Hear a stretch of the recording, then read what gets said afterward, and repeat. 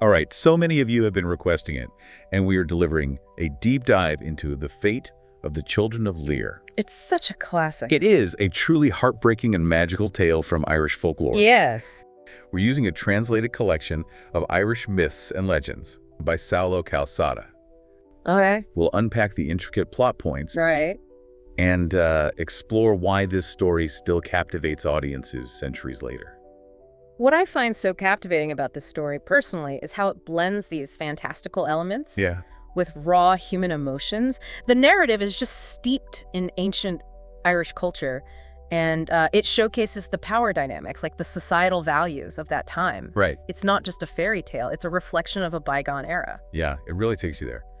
So to kick things off, we meet King Lear, Okay. who aims to become the High King of Ireland, but sadly loses to Bob Dearg. Another prominent ruler. And this rivalry, sets the stage for a fascinating power play. Instead of further conflict, Bob Dearg offers Lear his foster daughter, Ove, in marriage. It's almost like a high-stakes corporate merger today. I like that analogy. Yeah, by forging this familial bond, Bob Dearg secures peace, solidifies his position. It really shows how deeply intertwined family and politics were in ancient Ireland. That's so interesting. Right. So Lear and Ove marry and have 4 children: Fingula, Iode, Fiatra, and Con. Sounds like a happy ending. Sadly, not quite. Tragedy strikes when Ove dies, which leaves Lear completely heartbroken. In an attempt to console him, Bob Dearg offers Lear another one of his foster daughters, Oifa, Oh. Ove's sister. And this is where we see that classic wicked stepmother archetype emerge. Oh, I can already sense trouble brewing. Yeah. So Oifa enters the picture, and initially it seems that she cares for the children. Mm-hmm. But as the story unfolds, this deep-seated jealousy takes root, Right. and the children become a source of resentment for her. Yeah, they're these constant reminders of her deceased sister. Right, exactly. And this jealousy drives her to do something truly shocking. She plots to murder the children. She even tries to bribe her servants to carry out this awful deed, promising them unimaginable wealth. That's chilling. It really shows how desperate she is, the depths of her envy. But the servants, I'm assuming, they refuse, right? Exactly. They want no part in this. Their refusal to participate in such an evil act highlights a powerful moral compass within the story. Right. Even in the face of such temptation, these ordinary individuals choose to uphold what's right. Yeah. It shows the inherent goodness that exists in It's humanity. just reassuring to see that. Even in the darkest of tales, there's a spark of light. So with her initial plan foiled, how does Oifa proceed? Well, consumed by her jealousy, she takes matters into her own hands. She takes the children to Loch Derbreach, which is Lake of the Oaks. As the children bathe, enjoying a carefree moment, Oifa seizes the opportunity. This is where the story takes a really heartbreaking turn. The image of innocent children playing in a lake, totally unaware of the impending doom. Yeah. It's incredibly poignant. What happens next? Fueled by rage, she utters a sinister incantation, transforming the children into swans. No. Yeah. The spell is both beautiful and horrifying. It lays out the specific conditions for breaking the curse. Wow, those lines are chilling. They really paint a picture of the children's fate. Forced to wander until the sea, Lairnian meets Lake Diach and Connacht. It sounds like an impossible task. What does this transformation into swans symbolize within, the broader context of Irish mythology? Transformations are a recurring motif in Celtic lore. You see them often. They represent this fluid nature of reality and the interconnectedness between all beings. And in this instance, the children's transformation into swans, it highlights their vulnerability and their separation from the human world. They're caught between these two realms, unable to fully belong to either. It's a truly tragic situation. Stripped of their humanity, trapped by this cruel curse, how does Lear react to his children's disappearance? Well, driven by grief and desperation, he embarks on this frantic search for his children. His quest leads him to the shores of Loch Derbreach, where he hears a haunting melody. To his horror, he realizes the song is coming from swans, his children. This scene is heartbreaking. To find his children, but in such a transformed state, it really underscores the enduring power of a parent's love, even when faced with the unimaginable. Tell me, is there a specific reason that children communicate through song? Absolutely. Music holds a profound significance in Celtic culture. It's seen as a bridge between the mortal and supernatural, a way to express emotions that words just can't convey. Yeah. The children's ability to sing as swans highlights their resilience, their enduring spirit in the face of adversity. It's a testament to the power of art, even in the darkest of times. So the story doesn't end there, does it? What happens to the children of Lear next? Well, their journey, unfortunately, is far from over.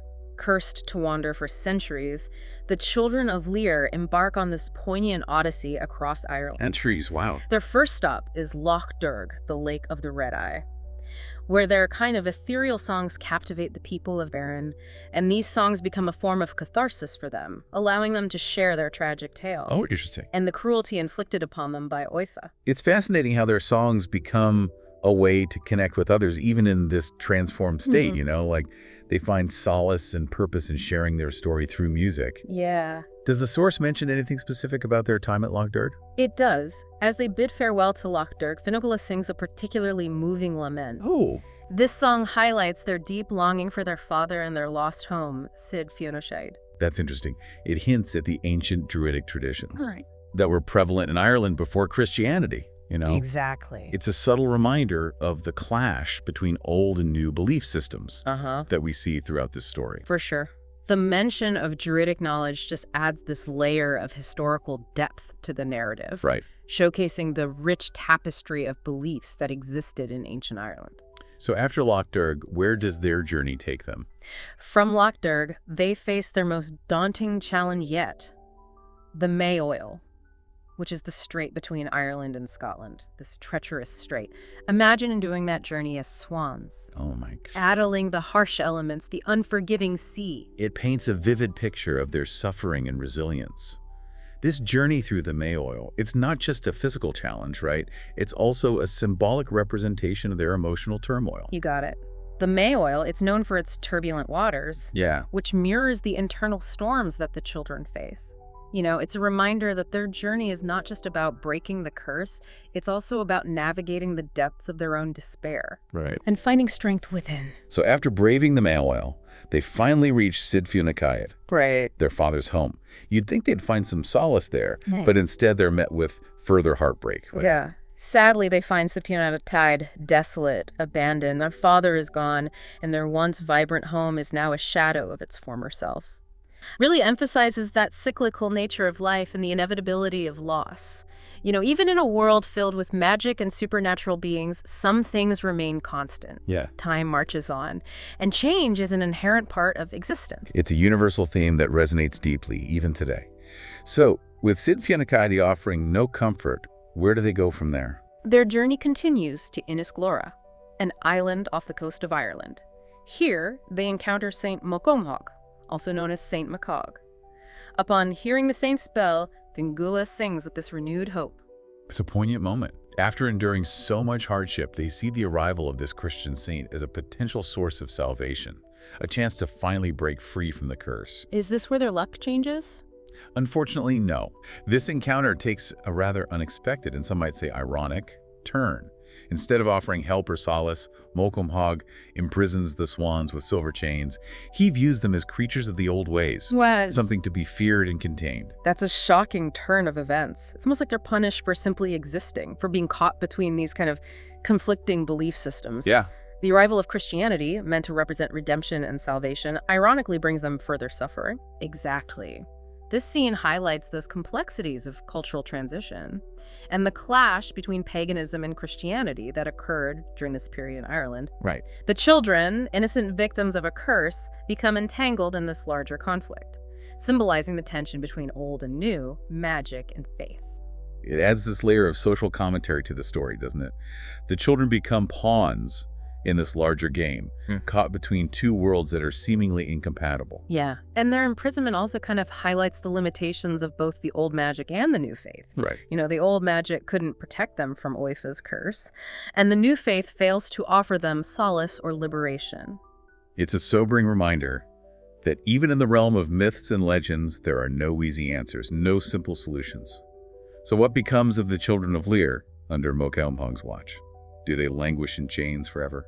No, they don't languish forever. They remain imprisoned for many years, enduring further hardship. However, their sentence does eventually end, and Leranin, the sea, finally comes to claim them. But their freedom comes at a terrible price. As they are taken from Mocomhog, they undergo another transformation, this time into withered old people. It's as if the curse, after all these years, finally catches up to them. Their bodies bear the weight of their suffering, the toll of their long enchantment. It's a stark reminder of the passage of time and the just cruel irony of their fate. So what happens next? Lernin, unable to release them from this final transformation, takes them to the shore. They are old, withered, weak, a far cry from the vibrant children they once were. And it's here, on the shore, that their long journey finally comes to an end. This is where their story takes its final and perhaps most poignant turn. After centuries of suffering, they are finally released from the curse, but only through death. It is a bittersweet ending, a reminder that even in the face of immense suffering, there can be a kind of tragic release. Their souls, finally free from the bonds of the curse, find peace. It's a heartbreaking conclusion, but it also speaks to the enduring strength of the human spirit, the capacity for love and forgiveness, even in the face of unimaginable cruelty.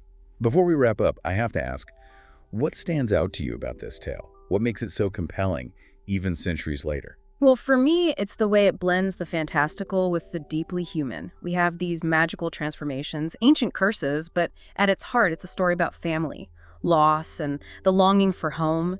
And I think the children's resilience, their ability to find solace in song, even in the face of unimaginable hardship, that's what makes it truly unforgettable. You said it. It's a story that stays with you. It really makes you think about the power of storytelling itself, like how these myths and legends passed down through generations carry such emotional weight. Yeah. They offer us a glimpse into the beliefs, the fears, the hopes of a culture. Exactly. The Children of Lear is just one example of the rich tapestry of Irish mythology. It's a world filled with powerful deities, magical creatures, and heroes who embody both the strengths and flaws of humanity. So, where do we go from here? We've explored this one tale, but there's a whole world of Irish mythology out there waiting to be discovered. What would you suggest for our listeners who want to delve deeper into this fascinating realm? Well, first, I'd encourage everyone to seek out different versions of the Children of Lear story. You'll find variations in the details, the emphasis placed on certain themes. Okay. It really adds another layer of richness to the experience. It shows how these stories evolve and adapt over time. Like comparing and contrasting different interpretations, seeing how different storytellers bring their own perspectives to the myth. Exactly. And then I'd say branch out. Explore other Irish myths. Dive into tales of the Tuatha De Danann, the mythical race that inhabited Ireland before the arrival of humans. Learn about figures like Luth, the skilled craftsman and warrior, or the Morrigan, a powerful and complex goddess associated with war and fate. Oh, the Morrigan. She sounds like a whole deep dive in herself. Yeah. Mysterious, powerful, and with a name that just begs to be whispered in a darkened room. Indeed, she's a figure who defies easy categorization, embodying both the destructive and protective aspects of the feminine. There's so much to unpack there. Yeah. Already adding her to my reading list. Okay, so we've got the Children of Lear as a starting point. Then we can explore the wider world of Irish mythology, including the Tuatha De Danann and fascinating figures like the Morrigan. What else should our listeners keep in mind as they embark on this journey? I think it's important to remember that these myths weren't just stories for entertainment. They served a deeper purpose. They help people understand the world around them, their place within it, their relationship to the natural world, and the forces that shaped their lives. Like their own versions of science, history, and philosophy all rolled into one. Exactly. So as you read these stories, consider the cultural context, the beliefs and values they reflect. Look for the deeper meanings, the symbolic language woven into the narratives. It's like decoding a secret language, Yeah. uncovering those hidden layers of meaning embedded within these ancient tales. And don't be afraid to draw your own conclusions, to find personal resonance in these stories. Myths have a way of speaking to us across time and cultures, offering insights into the universal human experience. I love that. Even though these stories are ancient, they still have something to teach us today, something to say about who we are and how we navigate the world. Exactly. And the more you explore, the more connections you'll find, the richer your understanding of these myths and of yourself will become. It's a journey of discovery, really. Okay. Okay, so before we sign off, any final thoughts, any parting wisdom for our listeners as they dive into the depths of Irish mythology? Just this. Approach these stories with an open mind and a curious heart. Be willing to be surprised, to be challenged, to be moved. Irish mythology has a way of captivating the imagination and lingering in the memory long after the final page is turned. Beautifully said. And remember, fellow mythology enthusiasts, this is just the beginning of our deep dive into the world of Irish folklore. We'll be back with more captivating tales and insightful discussions in future episodes. Until then, happy exploring.